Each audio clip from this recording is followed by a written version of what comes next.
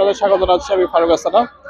দর্শক, এই দক্ষিণ আফ্রিকার কেপটাউনে আপনারা জানেন যে বাংলাদেশ থেকে প্রায় 10,000 কিলোমিটার দূরে সেই কেপটাউন শহরে আজকে বাংলাদেশিদের যে নারী উদ্যোক্তা, আমাদের বাংলাদেশি নারীরা তাদের উদ্যোগে একটি পিঠা উৎসব এবং বাংলাদেশের যে বিভিন্ন ধরনের পিঠা এবং বাংলাদেশি কসমেটিক আইটেম, বাংলাদেশের যে পোশাক, সেসব নিয়ে তারা একটি মেলার শীতকালীন যে পিঠা উৎসব এবং মেলার আয়োজন করেছেন। এর মেলার দ্বিতীয় অংশে থাকবে সাংস্কৃতিক অনুষ্ঠান। আর এইসব নিয়ে আমরা এই যে নারী উদ্যোক্তা আছে তাদের সাথে আমরা কথা বলবো। এখন আমরা নারী উদ্যোক্তা ডলি রহমানের সাথে কথা বলবো। আসসালামু আলাইকুম সবাইকে। আমরা এখানে কেপটাউনে প্রবাসীরা আছি, যারা আমরা বাংলাদেশি কালচারটাকে এখানে ফুটিয়ে তোলার জন্য প্রতি বছর কিছু না কিছু করার চেষ্টা করি। এবছরও আমরা যে ভাবিরা আছে সবাই মিলে কেপটাউনে একটা ছোট্ট মেলার মতো আয়োজন করেছি। এখানে পিঠা, আপনার দেশি কাপড়, দেশি জুয়েলারি অনেক কিছু রেখেছি। এর মধ্যে আমরা সবাই বাসায় কিছু না কিছু করি নারীরা। তো আপনারা এখানে সবাই আমরা একসাথে হয়েছি বাঙালিরা, তো ভালো লাগতেছে। আমাদের দেশের কথা মনে পড়তেছে যে আমরা দেশেও কিছু করতাম, এরকম মনে লাগছে, দেশের মতো লাগতেছে। আপনাদের যে এই যে মানে আপনারা যে সবাই সমন্বয় হলেন, ঠিক আছে, এই যে বাংলাদেশি একটা সংস্কৃতির যে মানে আয়োজন, মানে আপনাদের এটা শুরুটা কিভাবে হয়েছে একটু বলবেন? আসলে আমরা এখানে সবাই বাসায় কিছু না কিছু করি না, তখন আমাদের মাথায় একটা আইডিয়া আসে যে আমরা সবাই মিলে যদি একটা ফেয়ারের মতো করি তাহলে আমাদের সবকিছু একটা সেল হবে, তারপর আবার আমরা কিছু ইনকামও করতে পারবো। ওই উদ্দেশ্যে আমাদের এই উদ্যোগটা নেওয়া। তো আমাদের ভবিষ্যতে যদি আমরা আরেকটু বড় করে ভালো করে করার চেষ্টা করব, তো আপনারা সবাই যদি হেল্প মানে সাহায্য করেন তাহলে আমরা আরেকটু বড় করার চেষ্টা করব নেক্সটে ইনশাআল্লাহ। ধন্যবাদ আপনাকে। আসসালামু আলাইকুম, আমি মায়া পাক ফ্রম কেপটাউন। আমি এখানে 28 ইয়ার্স, সরি আমি ইংলিশে বলে ফেলছি।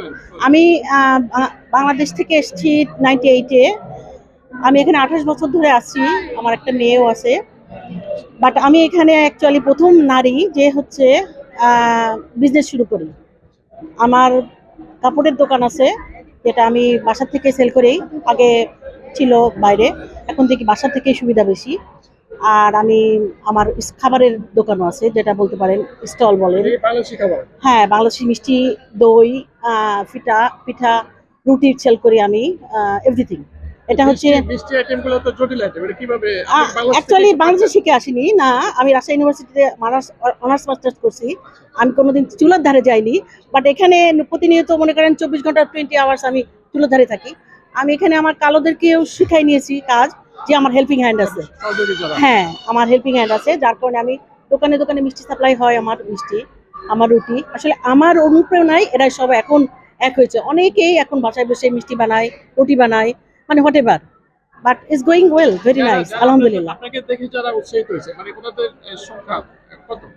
নট ব্যাড, বাট সবাই তো আসলে বাসায় বসে থেকে কত মানে বোরিং হয়ে যায়, তখন একটা কিছু করার চেষ্টা করে।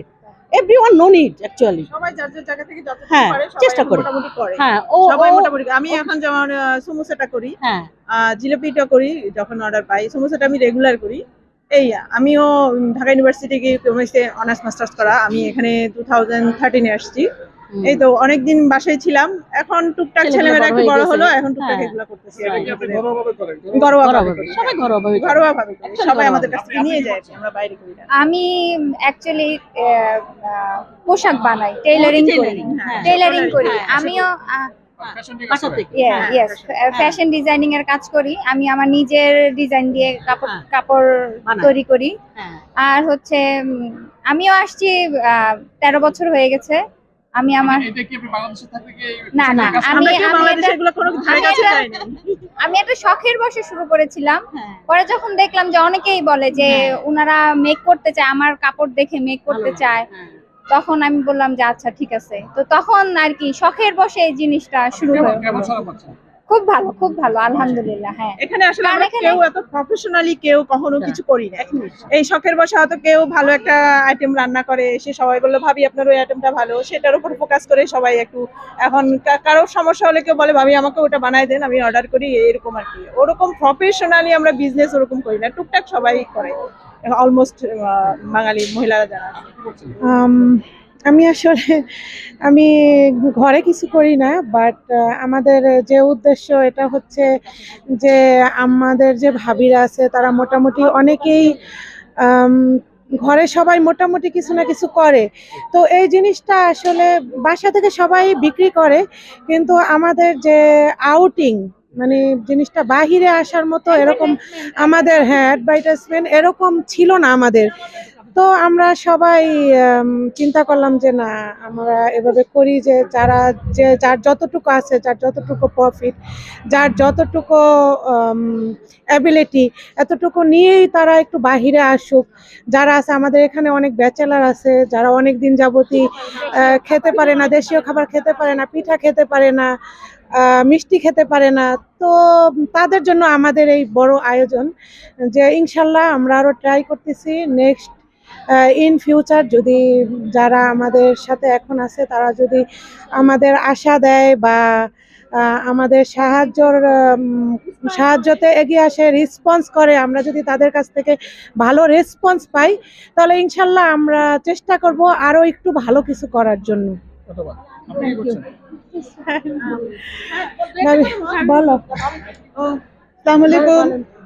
এখানে নারী উদ্যোক্তারা মিলে আজকের এই সুন্দর পিঠা জিনিসপত্র আয়োজন করেছে, পুরোটাই কিন্তু নারীদের কৃতিত্ব উদ্যোগে হয়েছে। এটা অবশ্যই প্রশংসার যোগ্য। আমরা বেরিয়ে আসার চেষ্টা করছি এবং মানে এগুলোর মাধ্যমে মানে অনেক অনেক সামাজিক ব্যবসা প্রতিষ্ঠান বেড়ে উঠছে আর কি, হ্যাঁ, যেটা মেয়েরা ঘরে ঘরে করতে